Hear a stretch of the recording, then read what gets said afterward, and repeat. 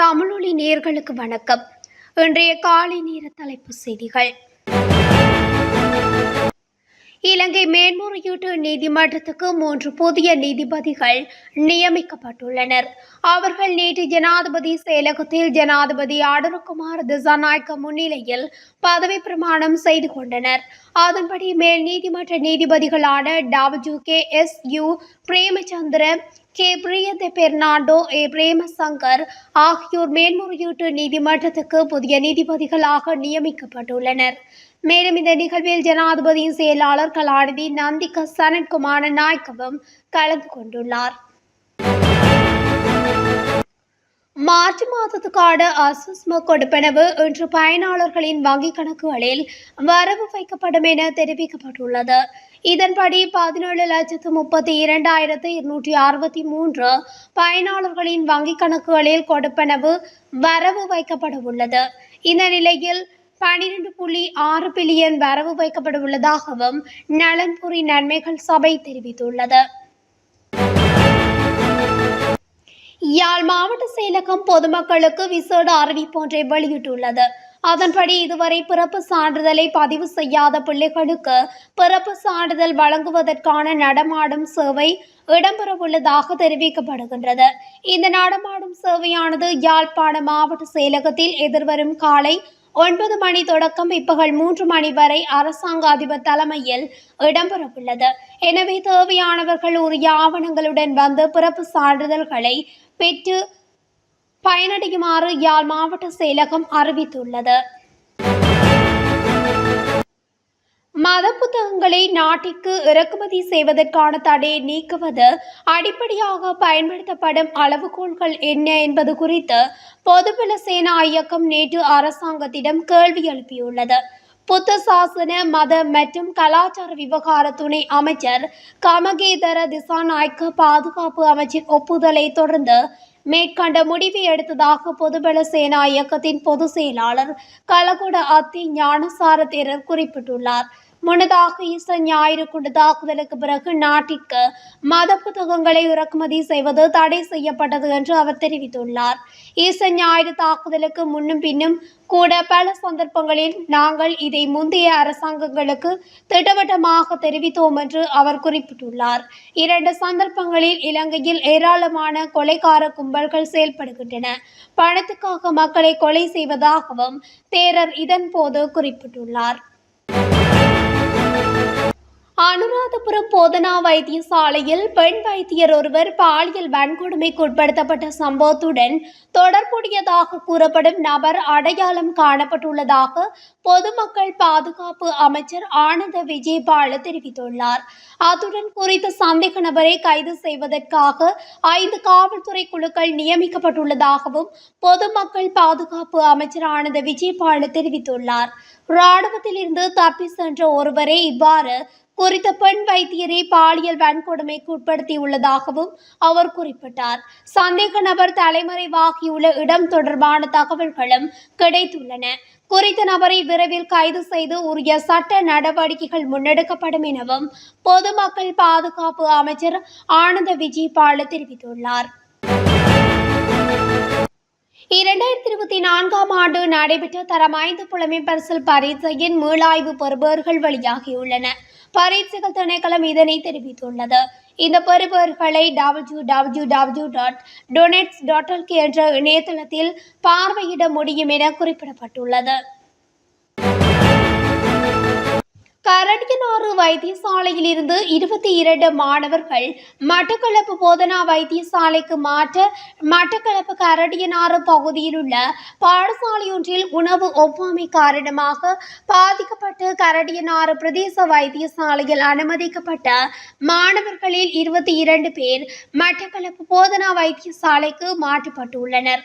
குறித்த பாடசாலையின் சிற்றுண்டிச்சாலையில் விற்பனை செய்யப்பட்ட உணவை உட்கொண்டமையால் மாணவர்களுக்கு நோய் நிலைமை ஏற்பட்டிருக்கலாம் என சந்தேகம் வெளியிடப்பட்டுள்ளது. குறித்த பாடசாலையில் தரம் 6 முதல் கல்வி பொதுதராதர உயர்தரம் வரையில் பயிலும் மாணவர்களே இவ்வாறு பாதிக்கப்பட்டுள்ளனர்.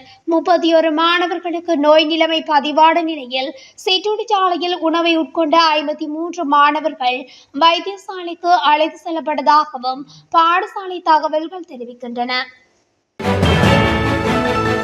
நல்லதண்ணி போலீஸ் பிரிவின் மறை தோட்டத்தில் நேற்று பாடசாலை மாணவியொருவர் அதிக மாத்திரைகளை விழுங்கி உயிரிழந்துள்ளதாக நல்லதண்ணி போலீசார் தெரிவித்துள்ளனர். சிறுமியின் வாய்ப்பகுதியில் நுரை வருவதை கண்ட பெற்றோர் மஸ்கெலியா மாவட்ட வைத்தியசாலையில் அனுமதிக்க கொண்டு செல்லும் போதே சிறுமி உயிரிழந்துள்ளார் என மஸ்கெலியா மாவட்ட வைத்திய அதிகாரி ஒருவர் குறிப்பிட்டுள்ளார். காட்டு யானை தாக்கி கடத்தொழிலாளர் ஒருவர் உயிரிழந்துள்ளார் என்று போலீசார் தெரிவித்தனர். இந்த சம்பவம் நேற்று மாத்தறை கிரைந்த அத்தலகெல்ல பகுதியில் இடம்பெற்றுள்ளது. திச மகாராமை பகுதியைச் சேர்ந்த 55 வயதுடைய கடத்தொழிலாளரே உயிரிழந்துள்ளார். இவர் கடத்தொழிலுக்காக மேலும் 2 நபர்களுடன் இணைந்து கிரைந்த துறைமுகத்தை நோக்கி பயணித்துக் கொண்டிருந்த போதே வீதியில் இருந்த காட்டு யானை தாக்கி சம்பவ இடத்திலே உயிரிழந்துள்ளார். முன்னாள் போலீஸ் மா அதிபர் தேசபந்து தென்னகோனை காணுமிடத்தில் வைத்து கைது செய்யுமாறு பகிரங்க பிடியாணை பிறப்பிக்கப்பட்டுள்ளது. மாத்தறை நீதவான் நீதிமன்றம் இந்த பிடியாணையை பிறப்பித்துள்ளது. 2023ஆம் ஆண்டு டிசம்பர் 31ஆம் தேதி மாத்தறையில் உள்ள ஹோட்டல் முன்பாக நடத்தப்பட்ட துப்பாக்கி பிரயோகம் தொடர்பில் மாத்தறை நீதவான் நீதிமன்றம் பிடியாணை பிறப்பித்திருந்தது. இதனை அடுத்து தேசபந்து தென்னகோனுக்கு வெளிநாட்டு பயண தடையும் விதிக்கப்பட்டிருந்தது. எனினும் கைது நடவடிக்கையில் இருந்து தப்பிப்பதற்காக தேசபந்து தென்னகோன் தற்போது தலைமறைவாகியுள்ளதும் குறிப்பிடத்தக்கது. பாழடைந்த கிணற்றில் இருந்து 2 வெளிநாடு துப்பாக்கிகள் உள்ளடங்கலாக 3 கைத்துப்பாக்கிகள் நேற்று போலீசாரால் மீட்கப்பட்டுள்ளன. கடுமலை போலீஸ் பிரிவுக்குட்பட்ட வெளிவட்ட பகுதியில் போலீசார் முன்னெடுத்திருந்த விசேட சோதனை நடவடிக்கையின் போதே இந்த கைத்துப்பாக்கிகள் மீட்கப்பட்டுள்ளது எனவும் தெரிவிக்கப்படுகிறது. தனியார் நிறுவனம் ஒன்றுக்கு சொந்தமான இடம் ஒன்றில் உள்ள சுமார் 45 அடி ஆழமான கிணற்றில் மறைத்து வைக்கப்பட்டிருந்த பாலித்தீன் பையொன்றை போலீசார் மீட்டுள்ளனர். இதன்போது அந்த பையனுள் இருந்து வெளிநாட்டில் தயாரிக்கப்பட்ட 2 கைத்துப்பாக்கிகள், ரிவால்வர் வகை கைத்துப்பாக்கி ஒன்றும், அந்த கைத்துப்பாக்கிகளுக்கான 153 தோட்டாக்களும் போலீசாரால் கண்டெடுக்கப்பட்டுள்ளன. 18,600 வெளிநாட்டு சிகரெட்டுகளுடன் காவல்துறை கான்ஸ்டபிள் ஒருவர் கைது செய்யப்பட்டுள்ளார். வளான குற்றத்தடுப்பு பிரிவினரால் அவர் கைது செய்யப்பட்டுள்ளதாக தெரிவிக்கப்பட்டுள்ளது. பிரான்பாஸ் காவல் நிலையத்தில் கடமையாற்றும் கான்ஸ்டபிள் ஒருவரே சம்பவத்தில் கைது செய்யப்பட்டுள்ளார். கடந்த வாரம் மார்ச் 7ஆம் தேதி கனடாவில் நடத்தப்பட்டதாக சந்தேகிக்கப்படும் துப்பாக்கிச் சூட்டில் 20 வயது இலங்கை யுவதியொருவரும் ஒரு நாயும் உயிரிழந்துள்ளதாகவும் 26 வயது ஆணொருவர் படுகாயமடைந்துள்ளதாகவும் தெரிவிக்கப்பட்டுள்ளது. யாழ்ப்பாணம் கோண்டாவல் பிரதேசத்தைச் சேர்ந்த நிலக்சி ரகுதாஸ் என்ற தமிழ் யுவதியே உயிரிழந்ததாக தகவல்கள் தெரிவிக்கின்றன. மார்காமில் உள்ள ஒரு வீட்டிற்குள் 2 துப்பாக்கிச் சூடு நடந்துள்ளது. கடந்த ஆண்டில் இந்த வீடு பலமுறை குறிவைக்கப்பட்டு சுடப்பட்டதாகவும் காவல்துறையினர் கூறுகின்றனர்.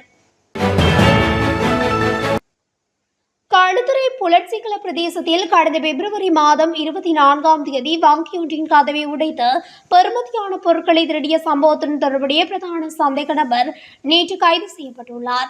புலட்சிகள போலீசாருக்கு கிடைத்த தகவலின் பேரில் மேற்கொள்ளப்பட்ட சுற்றிவளைப்பின் போதே சந்தேக நபர் கைது செய்யப்பட்டுள்ளார். வங்கியில் இருந்து திருடப்பட்டதாக கூறப்படும் கணினி மற்றும் பல்வேறு இலத்திரனியல் உபகரணங்கள் சந்தேக நபரிடமிருந்து கைப்பற்றப்பட்டதாகவும் போலீசார் தெரிவித்தனர். நேற்று முதல் அதிவேக வீதிகளுக்கு விசேட அதிரடிப்படை அதிகாரிகளை நியமிக்க நடவடிக்கை எடுக்கப்பட்டுள்ளதாக வீதி அபிவிருத்தி அதிகார சபையின் பணிப்பாளர் நாயகம் தெரிவித்துள்ளார். அதிவேக வீதிகளில் திடீர் விபத்துகள் ஏற்படும் போது உயிர்காக்கும் மற்றும் தீயணைப்பு சேவைகளுக்காக இந்த நியமனம் வழங்கப்பட்டுள்ளது. அதன்படி தெற்கு அதிவேக நெடுஞ்சாலை, தெற்கு அதிவேக நெடுஞ்சாலை நீட்டிப்பு, கொழும்பு வெளிப்புற சுற்றுவட்ட வீதி, புதிய கலனி பாலம் மற்றும் கொழும்பு கட்டுநாயக்க வீதிகளில் விபத்துகள் ஏற்பட்டால் உயிர்காக்கும் மற்றும் தீயணைப்பு சேவைகளுக்கு இந்த அதிகாரிகளை ஈடுபடுத்த நடவடிக்கை எடுக்கப்பட்டுள்ளது. கொழும்பு கட்டுநாயக்க வீதியில் புதிய கலனி பாலம் மற்றும் கொழும்பு வெளிப்புற சுற்றுவட்ட வீதியில் சொத்துக்கள் திருடப்படுவது குறித்து கவனம் செலுத்தி சொத்துக்களை பாதுகாக்க 20 அதிகாரிகள் கொண்ட குழு பணியில் ஈடுபடுத்தப்பட உள்ளது.